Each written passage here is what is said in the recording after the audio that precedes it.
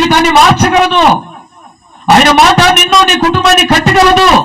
ఆయన మాట నిన్ను నీ జీవితాన్ని ఒక ఉన్నతమైన స్థానానికి నడిపించగలదు. దేవునికి స్తోత్రం. ఆయన మాట ఒక్కటి పలికితే చాలు నీ కుటుంబం దీవించబడుతుంది అంతే. ఈరోజు ఆయన మాట కోసం నువ్వు కనిపెట్టుకో.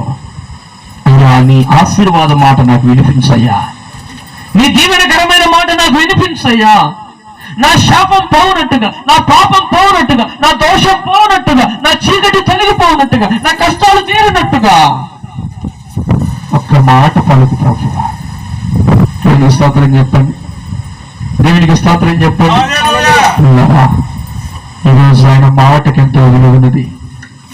అందుకే రండి, నేను ఏబు గ్రంథంలోనికి వచ్చి చివరిగా మాట నేను చదివి నేను ముగిస్తాను.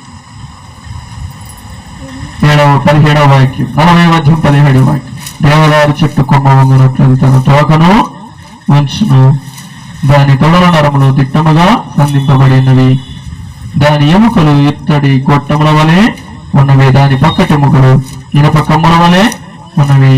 అది దేవుడు సృజించిన వాటిలో గొప్పది. దాన్ని సృజించిన వాడి దాని ఖడ్గమును దానికి ఇచ్చెను. ఖడ్గం ఇచ్చెను.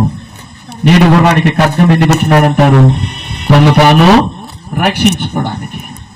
ఆ ఖడ్గం దేనికి ఉపయోగపడుతుందంటే, ఏదన్నా మృగం వచ్చినప్పుడు, ఏదన్నా శత్రువు వచ్చినప్పుడు ఆ ఖడ్గము ద్వారా అవి రక్షించబడటానికి. ప్రియులారా, దేవుడే దానికి ఒక ఖడ్గాన్ని ఏర్పాటు చేసినాడు.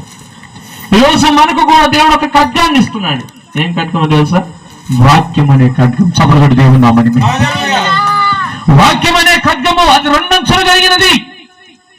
ఈ ఖడ్గాన్ని నువ్వు పట్టుకోగలిగితే శత్రువుని ఎదుట నిలబడలేడు. చప్పట్లు దేవుని నామని. లోకంలో సంచరిస్తున్న అపవాది ఈ కుటుంబంలోని దరిదాపులను రాలేదు. ఈరోజు కుటుంబాలను పట్టి పీడిస్తూ ఉన్నాయి ఎన్నో దురాత్మలు, ఎన్నో చీకటి శక్తులు. మనం పోరాడినది శరీరంతో కాదు అని దేవుని వాక్యంలో సెలవిస్తుంది. మనం ప్రార్థనలో పోరాడాల్సింది ఎవరి మీద తెలుసా? శత్రువు మీద. దేవునికి స్తోత్రం. ప్రార్థన కూర్చున్నామంటే కుటుంబంలో ఉన్న పరిస్థితులను దేవునికి చెప్పడం నేర్చుకోవాలి. ప్రార్థనలో కూర్చున్నామంటే కుటుంబంలో చెలరేగుతున్నటువంటి గాలి తుఫానులు అణిచివేపినట్టుగా ప్రార్థన చేయాలి. ప్రార్థనలో కూర్చున్నామంటే కుటుంబంలో చెలరేగిపోతున్నటువంటి ఆ చీకటి శక్తుల అధికారము తొలగిపోయినట్టుగా ప్రార్థన చేయాలి. ప్రార్థనలో కూర్చున్నామంటే ప్రభు దీవెన వచ్చినట్టుగా, ప్రభు ఆశీర్వాదం చేత నింపబడినట్టుగా, ప్రభు చేత మేలులు పొందినట్టుగా మన హృదయాన్ని మనం ఎలా ప్రార్థన చేయాలో తెలుసా? కన్నీరు గార్చి ప్రభు చూచినట్టుగా, ప్రభు మనములను ఆశీర్వాదించినట్టుగా, ప్రభువుకు మన స్వరం వినపడినట్టుగా, ప్రభు నచ్చినట్లుగా మనం ప్రార్థన చేయాలి. ఇద్దరు ప్రార్థన చేయడానికి కూర్చున్నారు. ఆయన ప్రార్థన చేస్తుంటాడు, అదుగదుగదుగా ఎదురుగా ఆడ కూర్చున్నాడు. చూసినావా? ఆ వ్యక్తి మాటకి నేను లేనయ్యా, వారానికి 2 సార్లు ఉపవాసం ఉంటున్నాను. చూసారా? వారానికి నేను 2 సార్లు ఉపవాసం ఉంటాను, దశమ భాగం ఇస్తాను, నేను మంచివాడినయ్యా. దేవునికి తెలియదా మేము మంచివాడు చెడ్డవాడు? మన మంచితనం దేవునికి చెప్పాలంటారా? చూసారా? నేను వారి వల్ల లేనయ్యా. అట్లా ప్రార్థన చేయకూడదు. ఇంకొక వ్యక్తి ప్రార్థన చేస్తున్నాయ్యా, ఆకాశం వైపు కనులెత్తుటకై నాకు ధైర్యం సరిపోవట్లేదయ్యా. ఎందుకంటే దేవుడివి నువ్వు పరిశుద్ధుడివి, నువ్వు నీతిమంతుడవు, నీ వైపు చూడడానికి నాకు అర్హత లేదు. ఎందుకంటే నాలో ఏముంది? పాపం ఉంది, నాలో చీకటి ఉంది, నాలో అబద్ధాలు ఉన్నాయి, నాలో మోసం ఉంది. కాబట్టి నీ ఎదుటికి నేను రాలేకపోతున్నాను.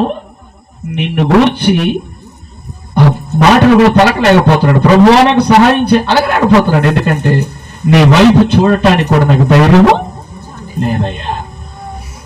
పాపి నేను నన్ను క్షమించయ్యా అని అడిగాడు. ఒక్క మాట వెంటనే దేవుడు ప్రార్థన ఆలకించాడు. చప్పటి దేవుడు నామని మేము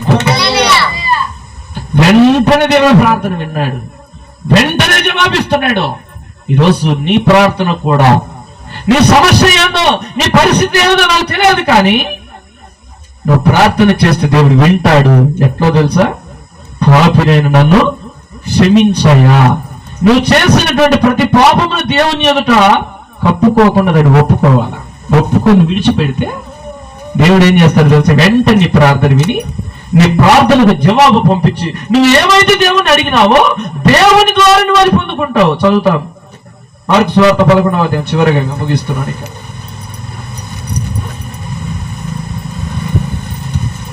24వ వాక్యం. మార్కు సువార్త 11వ అధ్యాయం 24వ వాక్యం. అందుచేత ప్రార్థన చేయనప్పుడు మీరు అడుగుచున్న వాటి నెలను పొంది ఉన్నామని నమ్ముడి, అప్పుడు అవి మీకు కలుగునని మీతో చెప్పుచున్నాడు. చూసారా ప్రియులారా? ప్రార్థన చేయనప్పుడు మీరు అడుగుచున్న వాటిని పొంది ఉన్నాము. ఇది దేవుని ద్వారా, ఇది దేవుని ద్వారా మాకు ఆ దీవెన వచ్చింది. ఆ దేవుని ద్వారా మేము అది పొందుకోబోతున్నాం. ఆశ లేదు, కానీ బ్రతుకుతామన్న ఆశ లేదు, అప్పులు తీరుతామన్న ఆశ లేదు, పంట సరిగా పండుతుందన్న ఆశ లేదు, పిల్లలు ప్రయోజకులు అవుతారని ఆశ లేదు, పొలము కొంటామని ఇల్లు కడతామని ఆశ లేదు, మంచి ఉద్యోగం సాధిస్తామని ఆశ లేదు, కానీ దేవుని ద్వారా ఆశ ఉంది. దేవుని స్తోత్రం చెప్పండి. మా శక్తి మా బలము సరిపోదు మేము ఆశీర్వాదాన్ని పొందుకోవడానికి, కానీ ఇప్పుడు దేవుని ద్వారా అడుగుచున్నాం. యేసు అని నామములో అడుగుచున్నాం. యేసు అని నామములో అడిగినప్పుడు ఆయన నామములో అనేక అద్భుతాలు మనం పొందుకుంటాం. చమనాడు దేవుని నామాన్ని మహిమపరచాలి. ప్రియులారా, ఈరోజు తల్లి చెల్లి అక్క అన్న దేవుని మాటలు వింటున్నా నీవు నేను ఒక చివరి మాటగా నేను చెప్పి మీతో ముగిస్తానికి 22వ వాక్యం చదవండి. అందుకు యేసు వారు తిట్టాను, మీరు దేవుని యందు విశ్వాసం ఉంచుడే.